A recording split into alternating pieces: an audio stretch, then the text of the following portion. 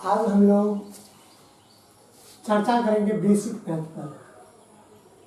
और बोर्ड पर लिखा हुआ देख करके समझ में आ ही गया होगा कि आज जो है हम लोग इतने सारे टॉपिक पर सिर्फ डेफिनेशन और इसका अर्थ पर मतलब पर हम लोग चर्चा करेंगे। चलिए, सबसे पहला हम लोग डिजिट पर चर्चा करेंगे। डेफिनेशन आप लोगों को हम बीच बीच में ऐड कर देंगे, आप लोग आराम से स्क्रीनशॉट में लेके जो भी देखने का वो देख लीजिए। डिजिट्स अंक गणित में कुछ चिन्ह है और उसी चिन्ह के बदौलत अंक गणित आगे चलता है। जैसे ये चिन्ह है 0, 1, 2, 3, 4, 5, 6, 7, 8 एवं 9। मात्र ये 10 जो आप देख रहे हैं यही 10 चिन्ह है। अंक गणित में 10 चिन्ह या प्रतीक सिंबल जो भी आप कह सकते हैं ये है 10, और इसी को हम लोग अंक कहते हैं। जैसे अब 4, 5, 6, 7 ये संख्या में तो 8756 लिखा हुआ है, 8756, बट ये जो है 1, 2, 3, 4 इसमें 4 अलग अलग डिजिट का यूज हुआ। ये 777 लिखा हुआ लेकिन इसमें 3 डिजिट है 777, लेकिन तीनों एक ही डिजिट है सिंबल। यानी सीधा में कहिए किसी ने अंक गणित में ये मान लिया होगा कि एक लिखने के लिए ऐसे लिख दीजिए, एक होगा, ये ऐसे लिख दीजिए 2, ऐसे लिखिए तो 3। इसको हम लोग अंक कहते हैं। टोटल अंक की संख्या 9 है। अंक के बाद होता है संख्या। संख्या जो है अंकों के समूह को हम लोग संख्या कहते हैं। अंकों के समूह को हम लोग संख्या कहते हैं। ये समूह या दूसरे वर्ड में कह सकते हैं 2 या 2 से अधिक अंक अगर आपस में मिल जाता है तो संख्या की निर्माण होती है। इसलिए हम लोग 0 to 9 अक्सर अगर अंक के रूप में लिखते हैं तो ऐसे लिखते हैं 0, 2, 0, 3, क्योंकि 2 या 2 से अधिक, 2 से कम वाले को अंक हम कहेंगे। एक भी एक अंक है, एक अंक है, एक संख्या में, लेकिन विथ क्वांटिटी। अगर क्वांटिटी कोई है नहीं तो हम अक्सर लिखते वक्त ऐसे लिखते हैं 0 डाल करके 2। 2 से बड़ा कोई भी है, चाहे वो माइनस में हो या प्लस में हो, वो संख्या होगा। 11 2 से अधिक है और 2 अंकों का युग्म है तो संख्या है। 21 है, 22 है, लाख, जितना लाख, करोड़, 2 लाख, 4 लाख, माइनस प्लस जो भी जाएंगे तो सारा का सारा ये संख्या कहलाएगा। संख्या। अब टाइप ऑफ नंबर, संख्या की प्रकार। संख्या कई प्रकार के होते हैं। हम लोग जब छोटे थे तो जो भी घर में मेंबर हैं वो गिनती सिखाते थे, तो कभी ये नहीं कहते थे -1, -2, -3 या 0, 1, 2, 3। सीधा 1 से, यानी प्राकृतिक रूप से जो हम लोग सीखते हैं बचपन से वह 1 से शुरू करते हैं और सीधा गिनते हैं। पहले गिनती ही सिखाई जाती है। तो गिनती की संख्याओं को हम लोग प्राकृतिक संख्या कहते हैं, जो 1, 2, 3 डॉट डॉट डॉट इन्फिनाइट। मतलब 1, 2, 3, 4, 5, 6, 7, 8, 9, 10, 11, 12, 13, 14, 15, 16, 17, 18, जहां तक आप गिन सकते हैं, लाख, करोड़, 2 लाख, 4 लाख, जहां तक आप लिख सकते हैं अनंत। इसका अर्थ होता है अनंत। ये सिंबल का मतलब होता है अनंत, इन्फिनाइट। अनंत तक आप जितना तक लिख सकते हो उसको प्राकृतिक संख्या कहते हैं। चलिए, प्राकृतिक संख्या नेचुरल नंबर हो गया। पूर्ण संख्या, अगर गिनती हम 0 से प्रारंभ करें, 0, 1, 2, 3, 4। जैसे आप गांव में कभी अगर तराजू पर नापते हुए देखे होंगे तो पहले जब तक वो एक धारा नहीं देता है तो रामे जी राम बोलते रहते हैं। तो इसी टाइप से 0 से ऊपर की संख्या, 0 से अगर गिनती शुरू करेंगे तो इसको हम लोग पूर्ण संख्या कहते हैं, क्योंकि 0 के बिना तो पूर्ण हो ही नहीं सकता। भाग, जो संख्या में 2 से ज्यादा संख्या से भाग लगेगा, जैसे खुद और 1 के सिवा किसी दूसरे संख्या से भाग लग रहा है, उसको हम लोग भाज्य संख्या कहते हैं, कंपोजिट नंबर। कंपोजिट नंबर भाज्य संख्या कहते हैं। ये भाज्य संख्या जैसे सबसे छोटा भाग 4 है, 4 में आप 1 से भाग दे सकते हैं, 2 से दे सकते हैं, 4 से दे सकते हैं। इसी तरह 6 है, 6 में आप जो है 1 से दे सकते हैं, 2 से दे सकते हैं, 3 से दे सकते हैं, 6 से दे सकते हैं। तो जिस संख्या का में 2 से अधिक संख्या से भाग लगेगा उसको हम लोग कहेंगे, या जिसका 2 से अधिक गुणनखंड हो उसको भाज्य संख्या कहेंगे। अभाज्य ऐसा संख्या जिसमें केवल 1 से भाग लगता है, या तो खुद से कटता है, दूसरा संख्या से नहीं कटता है, उसको हम लोग अभाज्य संख्या कहते हैं। खुद से जैसे 2 है, 2 में या तो 1 से दे दीजिए भाग, या 2 से दीजिए, 3 से, 3 में या तो 1 से दीजिए या 3 से दीजिए दूसरा। इसी तरह 17 है, 17 में 1 से दीजिए या 17 से दीजिए। मतलब सिर्फ 2 गुणनखंड या सिर्फ 2 संख्या से जिसमें भाग लगेगा उसको हम लोग अभाज्य संख्या कहते हैं। अभाज्य संख्या इस प्रकार से है, सबसे छोटा और ओनली 1 2 ही ऐसा संख्या है जो इवन नंबर भी है, मतलब सम भी है और अभाज्य है। बाकी जितने भी अभाज्य संख्या वो विषम संख्या है। इस प्रकार 2 3 5 7 11 13 17 19 21 29 31 37 41 43 47 53 59 61 इस प्रकार से ये जो भी संख्या है जिसमें दूसरी संख्या से भाग नहीं लगेगा उसको हम लोग अभाज्य संख्या कहते हैं। सबसे छोटी अभाज्य संख्या 2 है, एक न तो भाज्य है और न ही अभाज्य है। ये भाज्य में भी कम कर जाता है और अभाज्य में भी कम करता है। इसी के साथ आगे हम लोग बढ़ते हैं थोड़ा सा। सम और विषम पर जाने से पहले कुछ और चर्चा। सभी प्राकृतिक संख्या पूर्ण संख्या है, सभी प्राकृतिक संख्या पूर्ण संख्या, और सभी पूर्ण संख्या प्राकृतिक संख्या नहीं, क्योंकि 0 एक पूर्ण संख्या है लेकिन प्राकृतिक संख्या नहीं। लेकिन 3 एक प्राकृतिक संख्या है, पूर्ण संख्या नहीं है।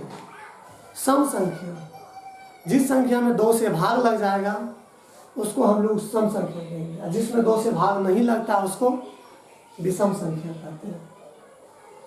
दूसरी भाषा में कह सकते हैं जिस संख्या के इकाई स्थान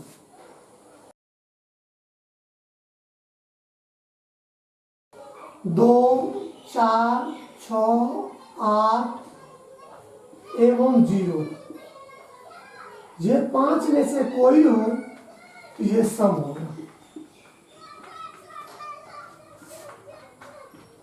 इकाई स्थान पर अगर ये संख्या में कोई संख्या है तो वह सम संख्या होगा। अगर इकाई स्थान पर 1 3 5 7 9 एवं 9 तो वह विषम संख्या कहलाएगा।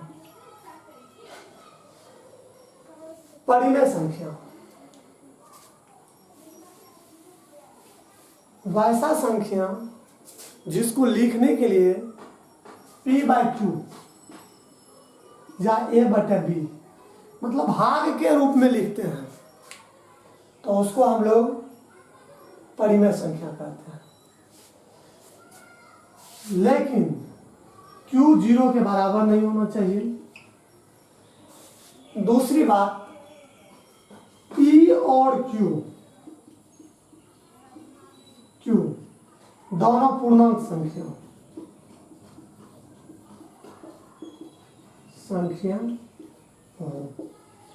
पूर्णांक संख्या हम लोग किसको कहते हैं, थोड़ी सी चर्चा कर लेते हैं क्योंकि यहाँ पूर्णांक संख्या वैसे संख्याओं कहेंगे जो धनात्मक ऋणात्मक दोनों हो।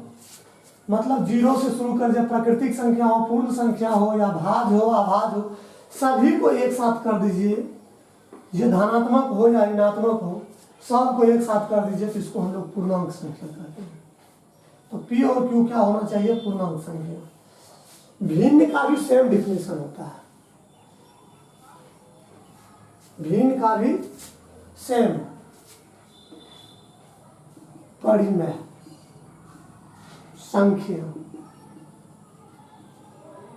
परिमेय संख्या, परिमेय संख्या उसको कहेंगे जो p बाई क्यू के या a बाई बी के रूप में लिखे, लेकिन p और q दोनों पूर्णांक, मतलब दोनों जो है -3 भी हो सकता है, क्योंकि नहीं कुछ है तो एक तो हो जाएगा, -5 भी हो सकता है, कुछ भी हो सकता है। अपरिमेय संख्या जो p बाई क्यू के रूप में नहीं लिखा जाएगा उसको अपरिमेय कहेंगे। सबसे कॉमन जो परीक्षा में पूछता है, पाई एक अपरिमेय संख्या, जबकि पाई बराबर 22/7, लेकिन ये परिमेय है। 22/7 परिमेय है और पाई अपरिमेय है, क्योंकि ये इसकी एग्जैक्टली वैल्यू नहीं है, इसकी वैल्यू इससे भिन्न होता है। अप्रॉक्स इसके बराबर होता है 3.14, लगभग बराबर होता है, लेकिन ये इसकी सही मान नहीं है, इसलिए पाई जो है एक अपरिमेय संख्या है। दूसरी बात, जैसे 7 बटे अगर 0, किसी भी संख्या में 0 लिख दें तो यह संख्या अपरिमेय होगा। तीसरी तरह से, जिसकी दशमलव पसार शांत न हो, 2, 5, 8, 1, 1, 1, 0, 0, 5, 4, मतलब बदलते रहे दशमलव के बाद और कभी रुके ही नहीं, रिपीट नहीं हो, जो रिपीटेशन में नहीं आएगा उसको हम लोग अपरिमेय संख्या कहेंगे। भिन्न ऐसे संख्या जिसको p बाई क्यू या a बाई बी के रूप में लिखते हैं, p बाई क्यू या a बाई बी के रूप में। तो ऐसे तो आप कहेंगे कि परिमेय संख्या भी ऐसे ही हम लोग लिख लेते हैं, नहीं ऐसा नहीं है। भिन्न में और इसमें अंतर है, भिन्न कभी माइनस में नहीं होता। कोई अगर अलग हो घर में तो माइनस उसको कर्ज दे दिया जाएगा, लेकिन 3 भाई हैं तो एक भाई की जो संपत्ति है, संपत्ति माइनस में नहीं जाएगी, जो है उसी को बांटेंगे, कर्जा लेके बांट लेंगे तो वो परिमेय में चल जाएगा। तो भिन्न जो है a और b, a और b दोनों जो है प्राकृतिक संख्या हो, नेचुरल नंबर, मतलब ये गिनती की संख्या होगी, 1 से 2, 3, 4, 5। भिन्न कभी माइनस में नहीं जाता और परिमेय संख्या माइनस में जाता है, नहीं तो दोनों का डिफिनेशन लगभग सेम ही होता है, कोई अंतर नहीं होती है। तीसरा, सह अभाज्य संख्या, वैसी संख्या जिस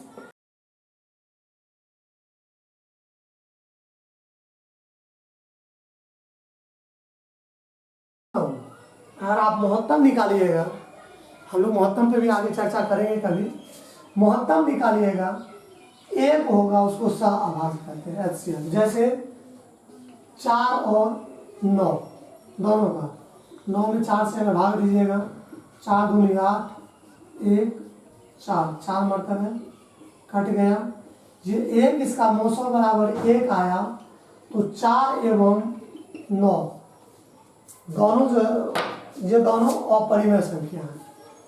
4 और 9 दोनों क्या है? अपरिमेय संख्या है। गुणज या मल्टीपल ऐसे संख्या को कहेंगे जिस संख्या दिए गए संख्या से नहीं में, दिए गए संख्या से जो संख्या में भाग लगेगा वो संख्या दिए गए संख्या का मल्टीपल होगा। जैसे आप लोग एग्जांपल पे समझ लीजिएगा, 3 का गुणज, 3 का गुणज बराबर, 3 का गुणज क्या होगा? 3, 6, 9, 12, 15, 100 ऑन। 3 का गुणज ये सारे होंगे, मतलब दिए गए संख्या से जो संख्या विभाजित हो, सभी संख्या 3 का गुणज होगा। किसी भी संख्या का सबसे छोटा गुणज संख्या खुद होता है। सबसे छोटा गुणज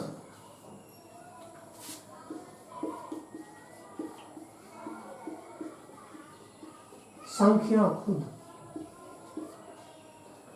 अब बड़ा गुणज हम लिख नहीं सकते, किसी भी संख्या का सबसे बड़ा गुणज हम लिख नहीं सकते हैं, जितना चाहे उतना हो सकता है। गुणनखंड दिए गए संख्या में जो जो संख्या से भाग लगता है वह दिए गए संख्या का गुणनखंड होता है। जैसे 18 का गुणनखंड, 18 में 18 का गुणनखंड, गुणनखंड,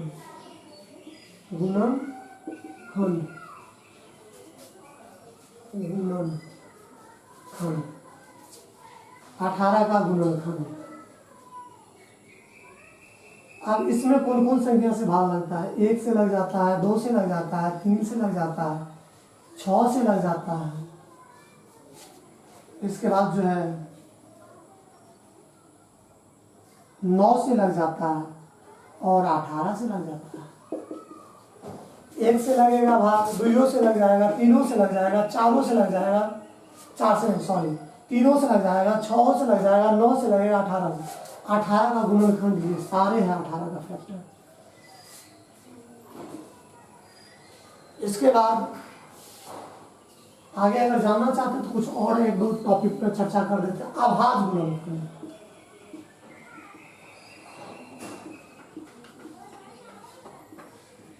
आभाज्य गुणनखंड, प्राइम FACTOR, प्राइम फैक्टर। आभाज्य गुणनखंड या प्राइम फैक्टर जिस संख्या को सिर्फ आभाज्य संख्या के गुणा के रूप में लिखते हैं उसको आभाज्य गुणनखंड कहते हैं। जैसे मान लीजिए 36 को लिखना है तो 2 से भाग देंगे 18, सिर्फ आभाज्य संख्या से भाग देना है, 2 से 9, 3 से 3, तो 36 बराबर है 2 गुना 2 गुना 3 गुना 3। इसको दूसरे रूप में लिख सकते हैं 2 पर 2 पावर गुना 3 पर 2 पावर। इस तरह से 144 का आभाज्य गुणनखंड निकालेंगे तो 2 से दीजिए, 72 2 से दीजिए, 36 2 से दीजिए, 18 2 से दीजिए, 9 3 से दीजिए, 3 3, तो ये होगा 144 बराबर होगा 2 गुना 2 गुना 2 गुना 2 गुना 3 गुना 3 बराबर 2 पर 4 पावर गुना 3 पर 2 पावर। इस प्रकार से आभाज्य गुणनखंड निकलते हैं। आज की टॉपिक यहीं तक खत्म करते हैं। आप लोग जहाँ भी है खुश रहिए, अच्छा रहिए। जय हिंद, जय भारत।